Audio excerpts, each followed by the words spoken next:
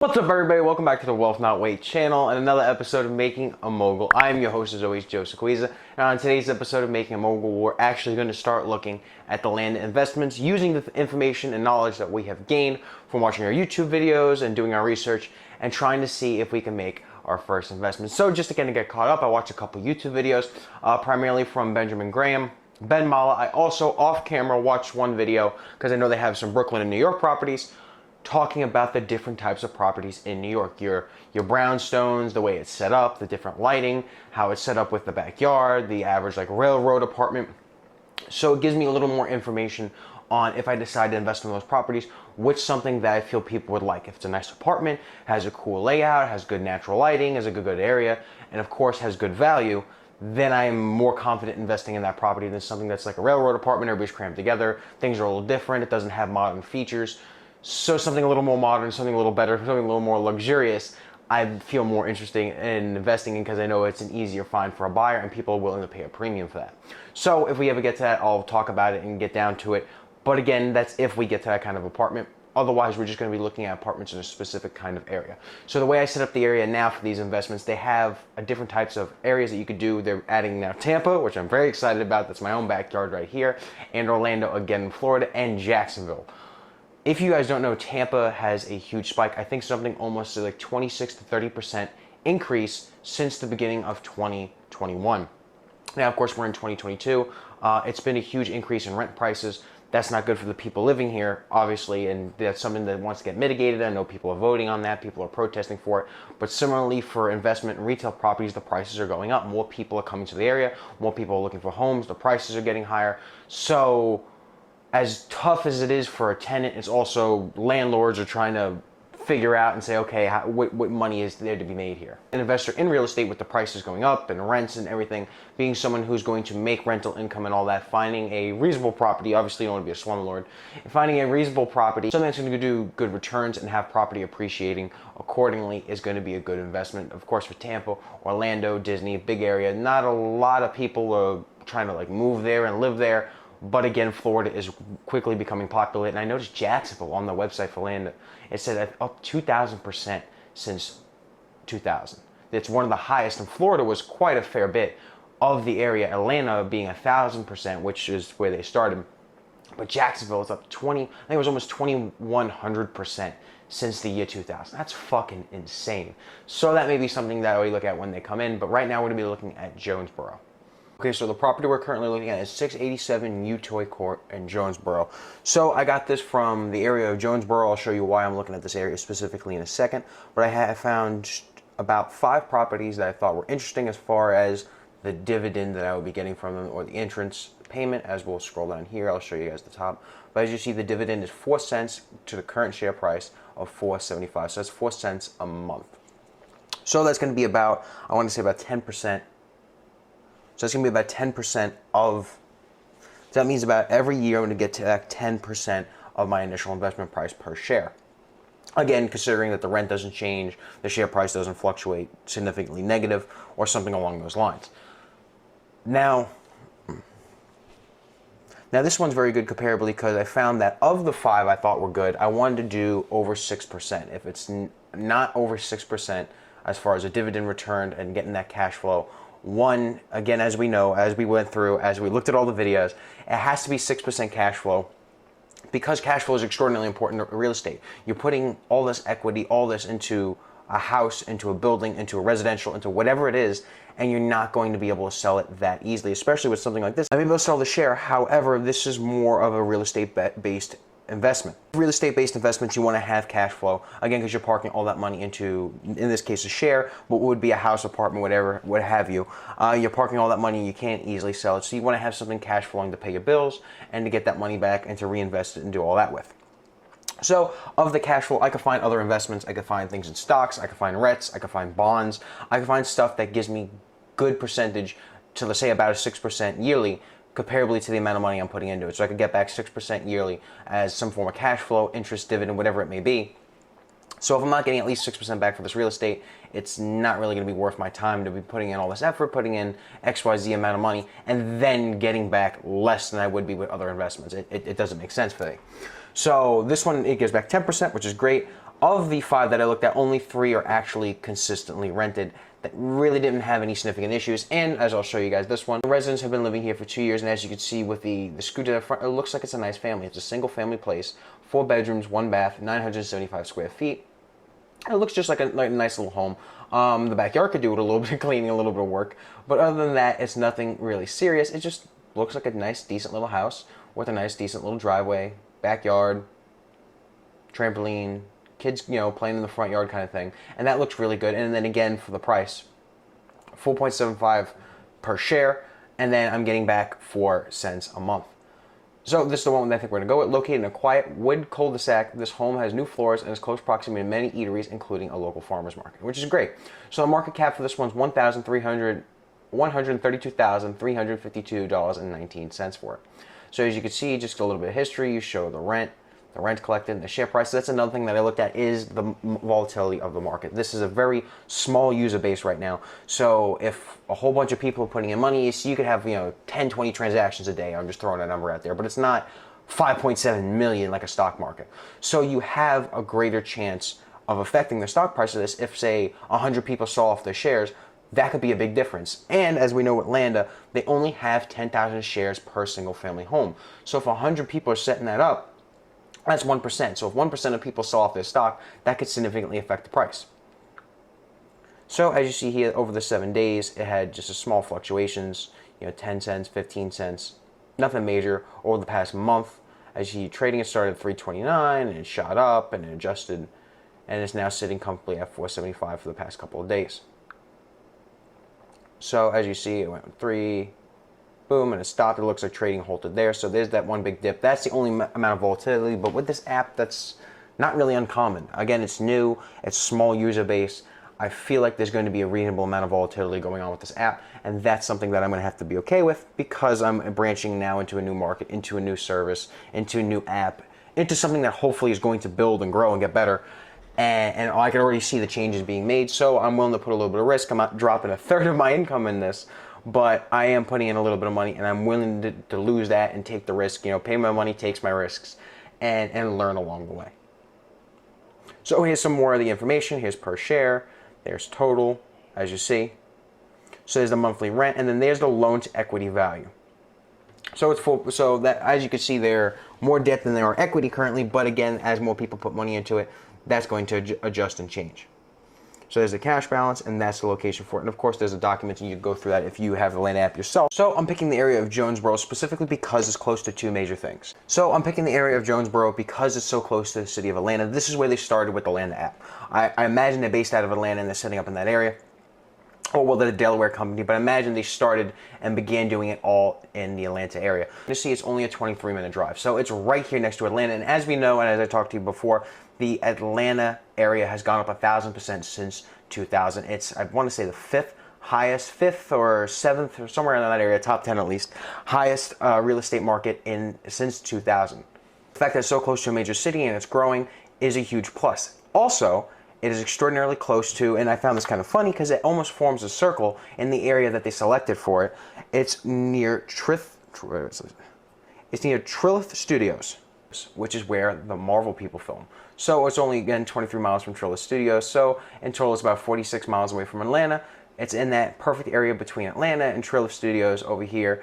I don't think that's going to be a huge influence, but that's just something that kind of spoke to me. It kind of gave me a vibe, and I feel like that's a huge plus in this area. And in the other areas around here, I want to say they have some over here and they have over here. It forms a pretty reasonable, I think there's in Griffin too, there's a pretty reasonable area in what they formed. It almost forms a circle around Trillith Studios. So anybody doing work, it's a big studio, Disney area, that, and it's also near Atlanta. There's definitely going to be a high demand. A lot of people looking for a place to rent, or looking for a home, looking for something to get done. Either they work in Atlanta and they want to travel, this is a suburb area, or maybe they work for Marvel Studios or something like that. That would be great. And then they're paying their way there. Something along the lines, this is in a hot area and a growing area, if that. So similarly, if we go to the 2020 census here, I'll have that the 2020 census demographic data map viewer. Or search up many things. You can search up population, race-based, race in combination with other things, Hispanic origin, housing types, and group quarters. But if we go to Jonesboro, we're going to see, nope, that's the wrong Jonesboro. go to the right Jonesboro, Georgia, we're going to see here, I'll bring down the little area. This is person per square mile by census. So this is in the kind of darker blue here. So you have somewhere between 2,000 to about 5,000 people, or 1,000 to 2,000 in this area. So similarly, also if you zoom out, you're going to see it's not too terribly far away from Atlanta, which is right here. So you have Atlanta, Georgia, you have right here. This is a very hotbed, as you can see, around the population compared to the other rest of the area. Also close to other little areas. As you see, it's kind of branching out, which happens a lot with these big major cities, is as rent and everything becomes too expensive, or the area grows, or there's just not a high demand, or maybe people want to move in the suburbs, have a big backyard, whatever the case may be. People move out of the major city and go towards the suburbs, so that seems to be happening here. And as it gets denser and more population, more people are going to need homes, which increases the demand for the house. Only clicking on housing, it's going to show us, this is the percent occupied housing units by state or state equivalent. So if we're going to go here by Jonesboro, boom, Jonesboro, Georgia again. As you can see here, it's in the 90%, which means that there's definitely a high demand. The average is, the US percent is right here, 90.3. So there's definitely a high demand for housing in this area. A lot of people need homes, or at least looking in the market for homes. If somebody wants to live in this area, they're going to be in the market for it. So the area that I have, the house is going to be higher demand, meaning that there's a lower chance of it being vacant. If these people, what I'm assuming to be a family, that doesn't give you information on them, obviously. But what I'm assuming, if this family moves out, there's a higher chance of this not being vacant for long. And again, vacant means you don't make money, which means you're just paying it out of pocket, and your cash flow is taking a significant hit along with the value. So there is a small chance of it being vacant. This is a hot area, which means that this is maybe a good spot to pick. Now, similarly, we're going to look at rent. Over here in Georgia, you could see the median rent on Zillow is $1,999. And if we go back to Jonesboro, the 687 Utoy Court, as I'm looking here now on my phone, the total monthly rent that they are paying is $975. So it's actually below, and then the median rent here is about $1,006. So it is absolutely below the median rent for that area. The average American pays $1,326 a month. So this is below the median average, which again is good. I don't want to hit people who are hard up, as I know that rent is a significant issue right now. However, I do also want to maximize the amount of returns. So somewhere in that kind of happy median is getting the most returns, but without being just the biggest greedy son of a bitch you can. This is what we're going to look for. As far as the state's concerned, this is a pretty solid amount of rent. So it's also a less likely chance that somebody's going to go elsewhere, especially for a 4-bedroom apartment in that area. In a hot area where a lot of people are looking for homes, there's not a lot of options where they say, okay, well, this home's even better and it's for a better price. Let's go move over here. We're in a good high value area with a good high value house. So the average rent over here in Jonesboro, boom, is $1,349. So again, below the average amount. And as we'll scroll down, $1,349 for 1,037 square foot. That's the apartment size. The house apartment here, or the house itself, is 975 square feet. So again, if they were going to upgrade, they would need to pay that premium, which again, in this area, we're in the under 1,000, that's 17th percentile, which is a pretty good price range, especially for a 4-bed home. And here you see renter occupied households. 64% of it is renter occupied, 36% is owner occupied. So there's a lot of people looking to rent in this area. And then here we have the average compared to the national, which again, it's below the national. Over here, it's saying it's about $1,700. This is telling us it's about $1,350. So comparably to Atlanta, where the price is $1,800, someone who would say live over here, it's cheaper to live here and then say commute to Atlanta likely, other than living in Atlanta directly. So they could save a significant amount of money by doing that, which again gives it a better opportunity to purchase or get into, which again gives it a better opportunity to rent the house I have, which means that the house I have I'll be putting my money into is a higher value. So here again, further pushing it is the average rent, $1,897. It's giving me a bunch of medians for a 4-person house, giving me stuff in the area. So let's see, is it gonna let me click on anything like this? Of course not. But it's giving me the average here, the percentiles and everything. So based on 36 different homes, 4-bedroom, 1.5 or more baths, which we could correct to actually 1 bath, and analyze, see if that drastically affects it. So looking for that area, as you can see, rentals were seen in the 12 to 3 month. So based on 36 rentals in the past 12 months in a 3-mile radius, here you're going to see is the averages. So again, we're in a very solid area, a very high demand area. The house itself looks nice. The rent is a very reasonable rent for four beds. It's in a hotbed area. There's very little other places that you can go because of the high demand and also get a quality house and a quality rent such as this. You'd be paying significantly more. The houses, again, I've seen some in the area I'm not really too thrilled with, so maybe you'll have a standard of house, or you'd have to move to a different area completely. But that again is a high area, that is a high looking for area. So the likelihood of you finding something like that is very low because a lot of people will be renting in that area. So I know that you were investing technically in the LLC of the company that owns this house, but this is the asset that they have. So I would like to see the average amount. So here it's saying the estimated value. Let me just make sure and click on it. It's this one right here. That's it. Boom. Perfect.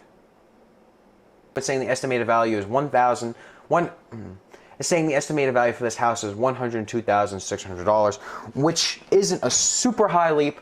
I've seen a lot of these estimators I've gone through. Chase seems to be a little more accurate for it. Higher estimator, but again, this one is the market cap of $132,000. Just kind of setting it up and seeing. 3 beds. This one also has it as a 3-bed. It's actually a 4-bed, 975 square foot. So I'm sure that would affect it. But then you also see some areas that have sold. So this one sold for $70,000. Last sale price $215,000, $190,000, $145,000, and these are all, it's saying 3 bedrooms, 1 bath. And this is higher than that, closer to this square footage.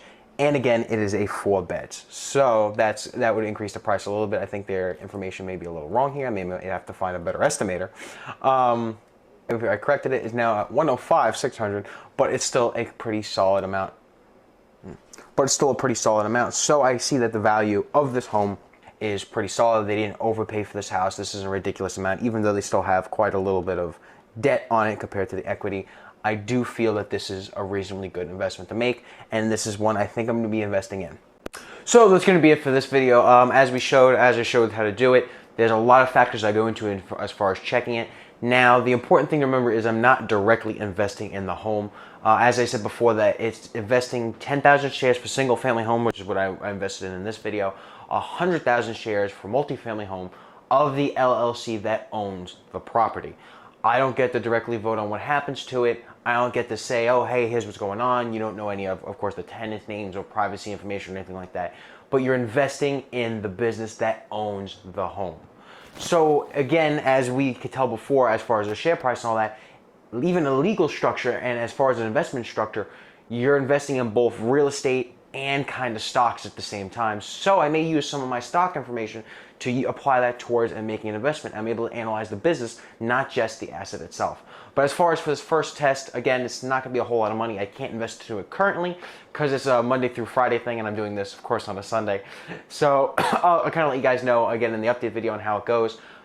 Again, with it, so similar to stock prices, you could set a price for it. So right now it's trading at $4.75 a share. I could say, oh, I want to spend $4 on it.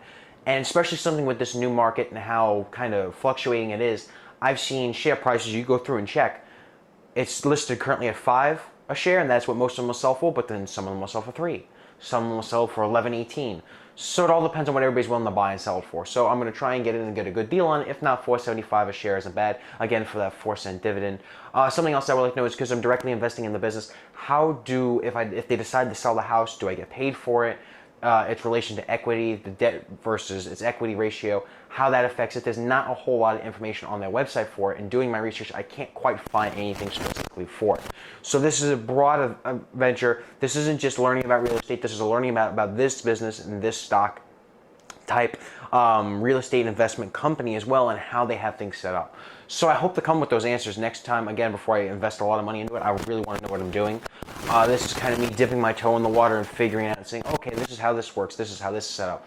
Like, I found out that they do the dividend based on how long you've owned it. So if you owned it before the prior month, you'll get the full amount of dividend. But because I got some free shares last month from opening it up and having a friend open up an account for themselves, I got the shares towards the end of the month, so I only got a penny instead of the 3 cents or 4 cents that I was supposed to get. I got 2 cents for that month instead of 8 cents because I owned it towards the end of the month. I would never have known that if I didn't, start using the app. It doesn't really say that anywhere unless you go digging for it on the website, which is something, again, their information, they're a new company. It could be a little more transparent as far as things that I have seen. So to get that set up, I'm going to start investing and kind of learn from experience. Again, not putting a whole lot of money into it, but using my information now that I'm building on real estate, using my information on stocks, and trying to find the best of both worlds and see if this is something that I want to continue investing money in, and if so, how much. So I hope you guys like this this adventure and then this journey that I'm going on. I hope to come up with more answers and show you guys how to invest in more things. And again, learn and grow with it. I am by no means a real estate expert, and this stock website or this website and app is brand new. So there's a lot of things going on here that I'm trying to figure out, that they're growing and building, and I'm trying to see if there's a way to make a good amount of money from it. And you guys are following along on this journey as well. So I hope you guys like this video. Let me know if there's anything you think I could be doing better. Any videos you want me to see there as far as real estate, or any information on just land in general would be extraordinarily helpful. I hope you guys like this video. Make sure you like, comment, and subscribe, and I'll see you all next time.